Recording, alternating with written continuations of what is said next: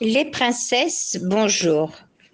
Alors que ce shiur soit dédié à la gloire d'Akadosh Baruch Hu, la Geoula Berachamim et au refoua shelema rapide de Yosef Chaim Shalom ben Sarah, Simona Batester, Shalom ben Rachel, Rachel et Lucien Nessim, Yeledim Shelimi Morati Germoma, Avram ben Rachel, à la protection de tous les Chayalim, du Ham Israël, et à la libération rapide des otages.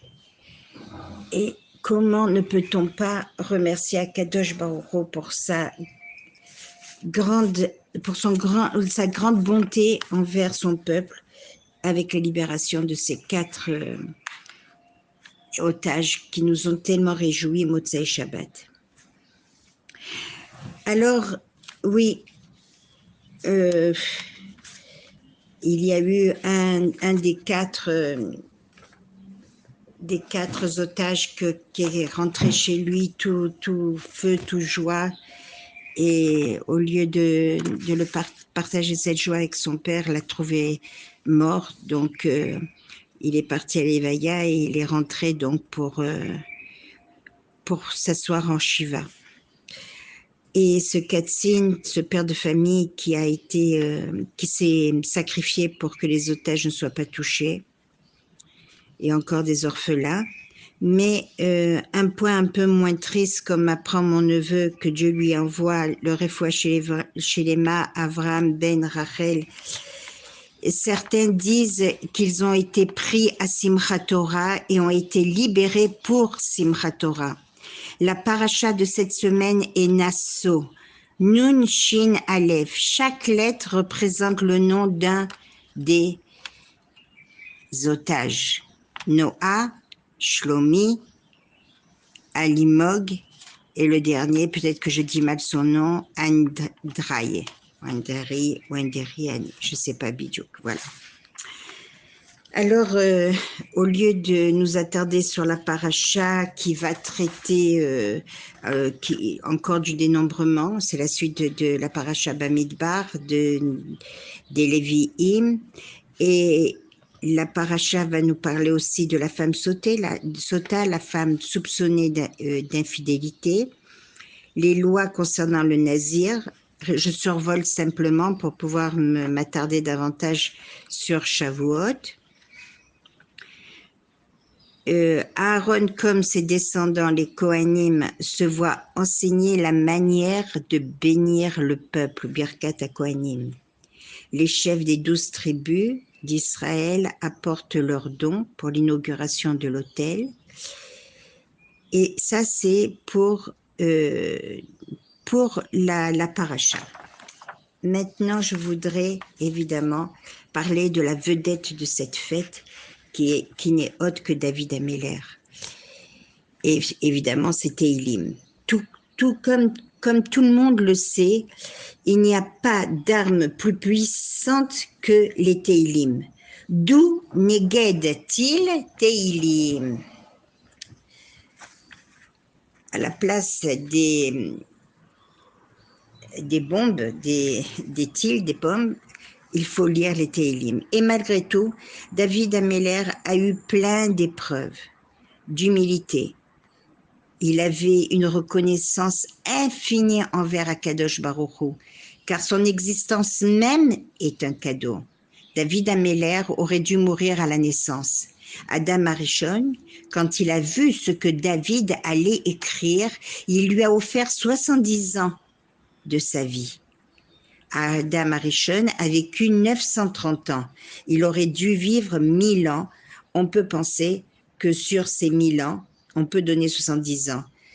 Ce n'est pas un grand sacrifice. Avec l'espérance de vie actuelle, c'est comme si on donnait 7 ans d'une vie quand on sait que l'on peut faire en 7 ans. Combien de choses on peut faire en 7 ans?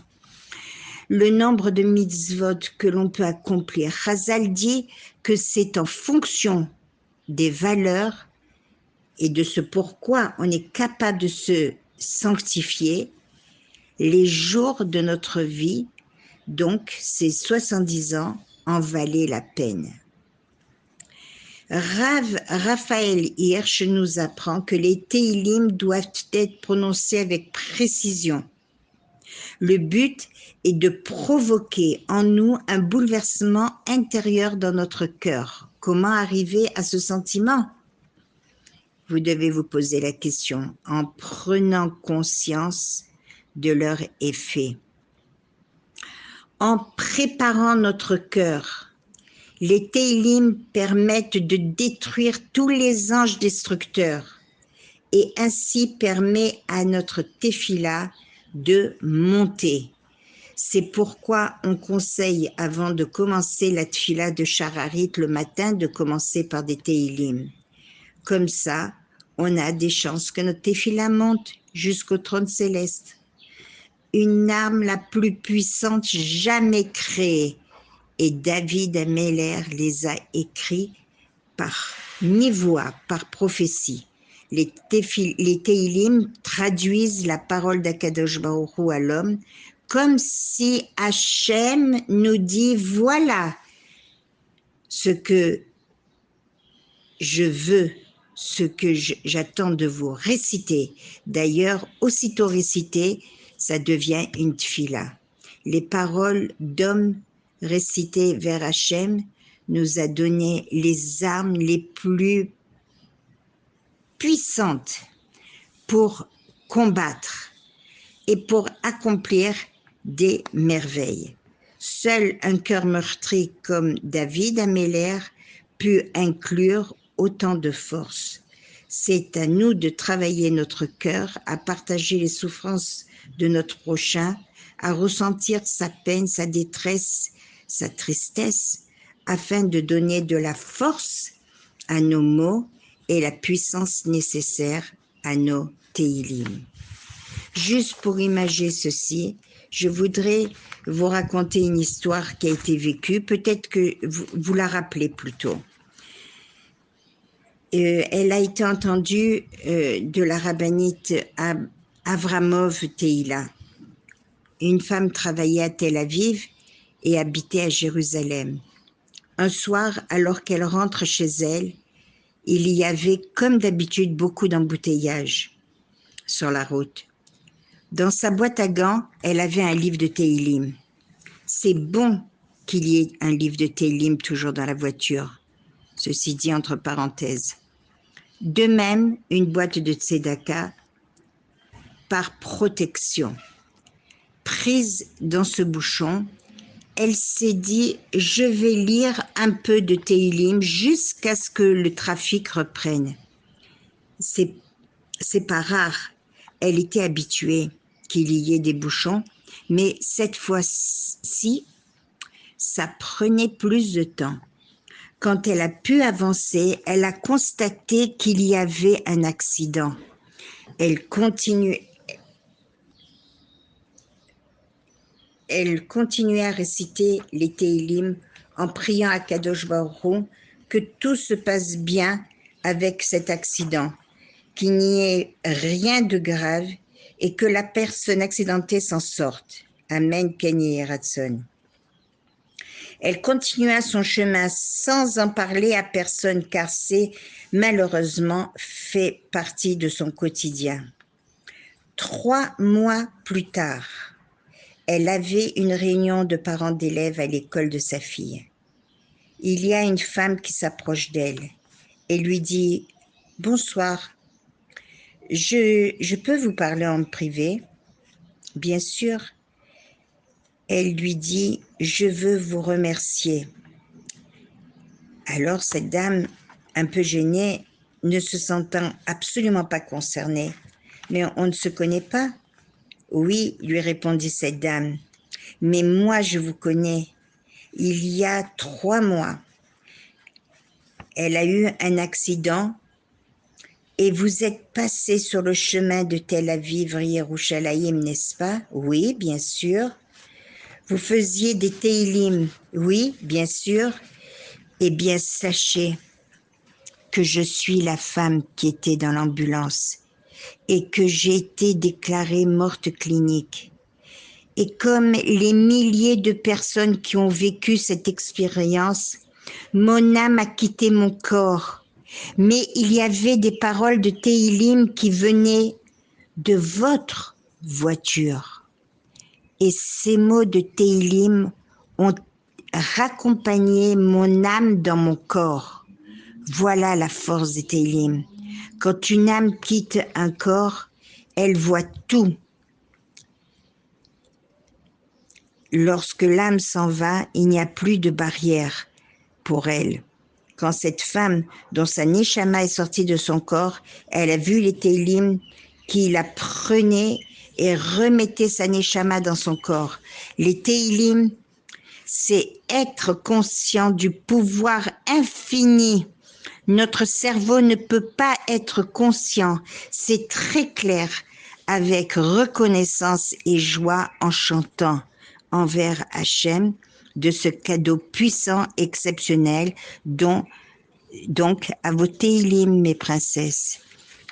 Et pour conclure ce chapitre, je voudrais vous parler d'une femme célèbre, vertueuse et discrète. Nitsevet bat Adaël, la maman du roi David. Elle a construit le roi d'Israël. Elle l'a hissé à son rang et à son grade. Par son courage, sa sagesse et l'audace. Elle a su lui donner de l'amour. Elle l'aimait. Elle était auprès de lui pour le soutenir et le bénir. Ishaï, son père, est un tzaddik, chef du Sanhédrin. Homme pieux, fait partie des hommes qui sont morts car il faut mourir par décret du Nachash, le serpent. Il avait 7 fils. Marié à Nitsevet bat Adaël, femme vertueuse et snoua, discrète, elle n'a compté sur personne. Ishaï était le petit-fils de Boaz et Ruth la Moabite. Son vrai nom, Gilit. Boaz mort le lendemain de son mariage avec Ruth, et de là est né leur fils Oved. David crie son désespoir, son mépris. Mis à l'écart pendant 28 ans, longue et interminable période, où il subit les pires humiliations, rejets, victimes d'injustes.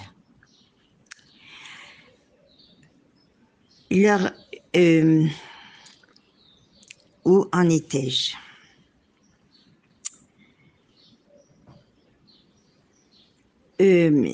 Ken, Ishaï apprend qu'une Moabite ne doit pas vivre avec un juif. Ishaï en doute sur son statut problématique. Ce qu'il pensait donc, il ne pouvait rester marié avec une Israélite. Donc, il se sépara de sa femme Nitsevet pendant plusieurs années et pensait concevoir avec une Cananéenne, sa servante, un enfant. Mais la servante aimait tant sa maîtresse qu'elle lui révéla les plans de son mari. Nitsevet prit la place de sa servante aux côtés de son époux, sans qu'il le sache, bien évidemment. Cette même nuit, le couple conçut leur dernier fils, David. Lorsque les fils d'une grande droiture virent leur mère enceinte, ils l'ont rejetée, pensant à l'adultère. Elle dévoila à son mari l'échange avec la servante. Alors le père Ishaï leur dit d'avoir pitié de leur mère, mais de mépriser l'enfant à naître, comme un serviteur humilié, l'enfant de la honte.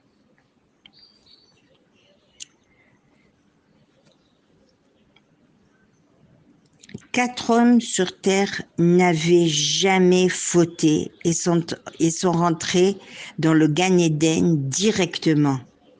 Amram, père de Moshe Rabbeinu, Ishaï, le père de David, Améler, et Binyamin, le Hatzadik, le frère de Yosef Hatzadik, Ben Yaakov, et Gilad, le fils de David.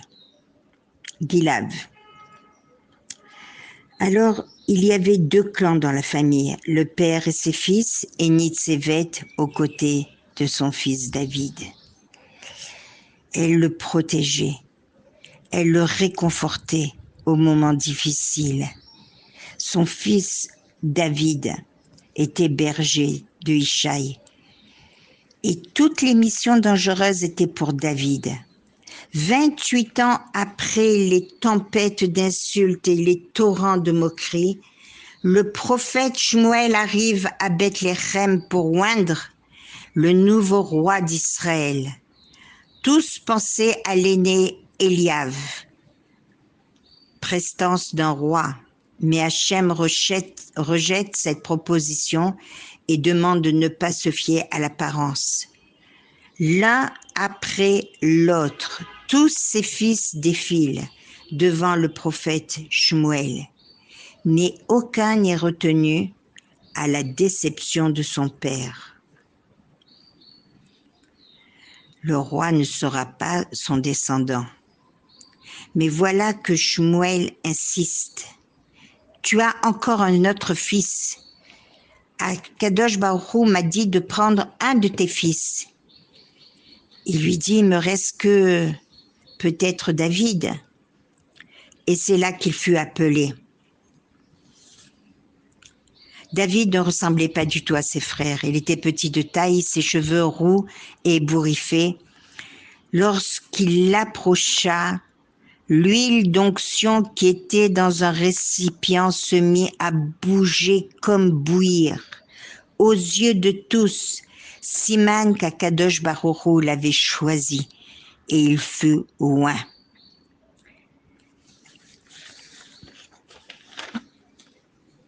À cette annonce, Nitzevet poussa des cris assourdissants. En silence, personne n'entendit le son de sa voix. Pendant toutes ces années de silence, les cris d'une mère qui s'est battue en silence pour donner amour et dignité à son fils, des cris comme une maternité, une femme qui met au monde une seconde naissance, celle de David, son fils bien-aimé, qui allait enfin vivre en plein jour. Elle lui a inculqué la force et le courage, les valeurs et qualités qu'elle lui transmit jour après jour et envers et contre tous. C'est ainsi qu'il devint un guerrier confiant, prêt à donner sa vie pour défendre l'honneur divin.